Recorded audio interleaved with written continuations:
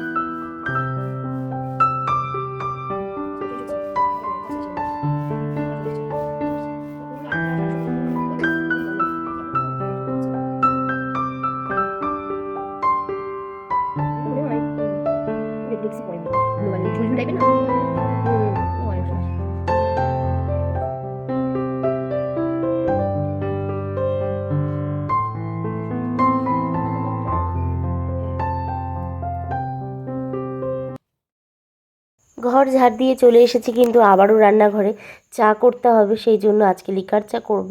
জল বসিয়ে দিলাম, জলের মধ্যে চিনি দিয়ে দেব, দিয়ে কিন্তু আবার খানিকক্ষণ আমাকে বন্ধ করে রাখতে হয়েছিল। ওর বাবা মন্দির মুছতে যাবে বলল, সেই জন্য আমি বললাম ঠিক আছে তাহলে মন্দিরটা মুছেই আসো, তারপরে গিয়ে একসাথে চা খাবো। এই যে আবারও চলে এসে এটাকে এখন অন করে দিলাম, চায়ের জলটা ফুটে গেছে। চা পাতা দিয়ে লিকার চা করতে বেশি একটা সময় লাগে না আমাদের, কিন্তু যাই হোক সেটাও কিন্তু খুব সাবধানে করতে হয়, নইলে তেতো হয়ে যেতে পারে। আর জলটাকে খুব ভালো করে না ফুটিয়ে নিলে চায়ের স্বাদটাও কিন্তু ভালো আসে না।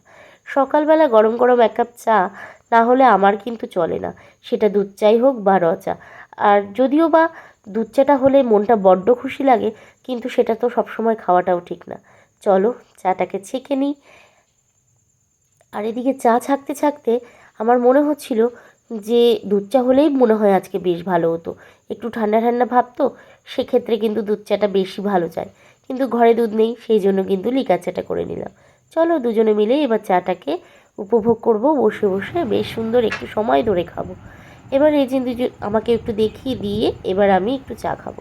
চলো তোমরা দেখতে থাকো, আর আমরা এখন একটু গল্প করব, সেটা চা খেতে খেতে, কারণ এই সময়টাই হচ্ছে আমাদের নিজস্ব সময়। এই সময় নানান টাইপের কথা, নানা রকম কি করব না করব সংসারের কয়েকটা কথা না কথা, এই সমস্তগুলো আমাদের কিন্তু আলোচনা হয়। এই সময়টা বড্ড প্রিয় আমার।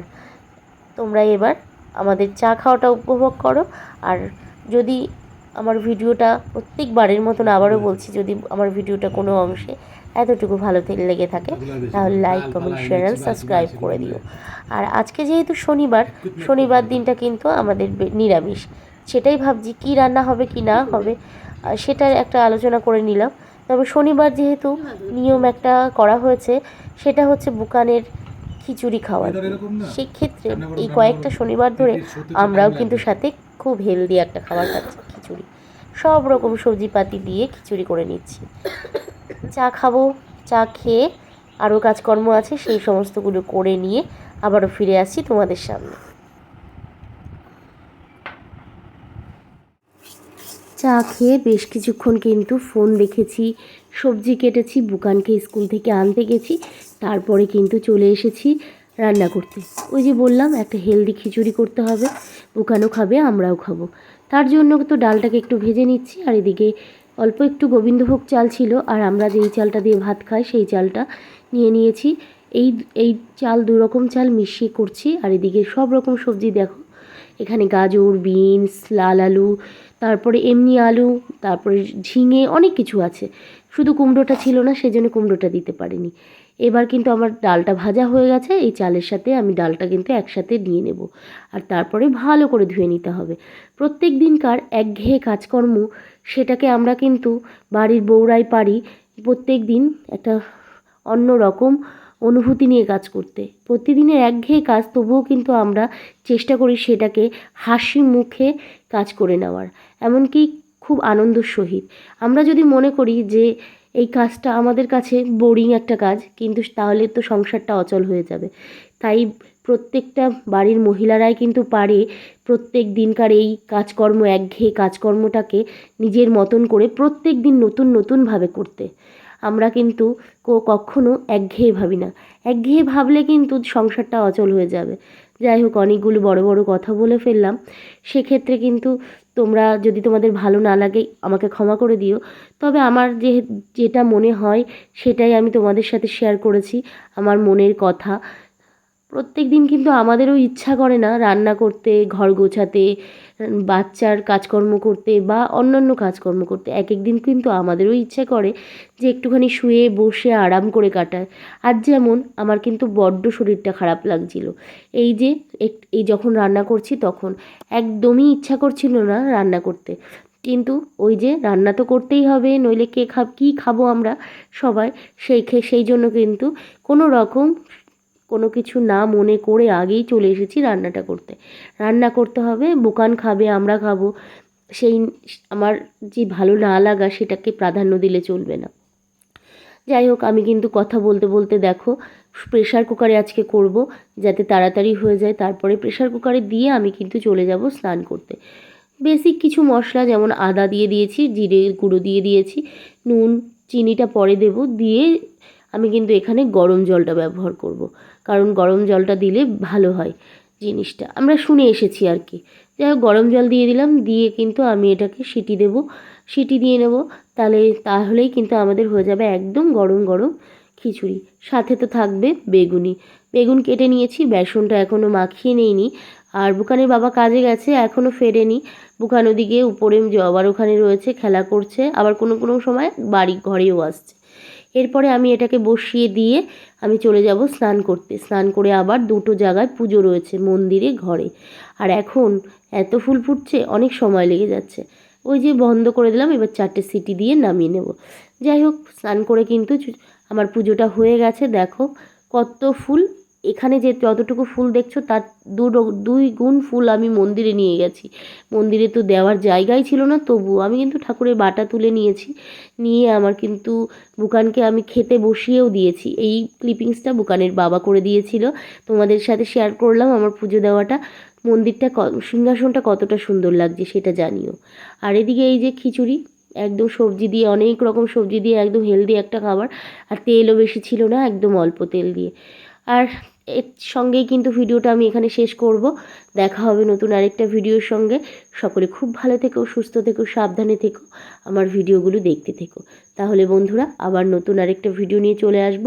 তোমরা কিন্তু সকলে আমার পাশে থেকো আর এগিয়ে যেতে সাহায্য করো। তাহলে টাটা বন্ধুরা, আবারও দেখা হবে নতুন আরেকটা ভিডিও নিয়ে। বুকানকে খাইয়ে তবে আমরা খাওয়া দাওয়া করব। বুকানের বাবা চলে এসেছে এখন, আর এরপরেই আমরা কিন্তু খাওয়া দাওয়া করে নেব।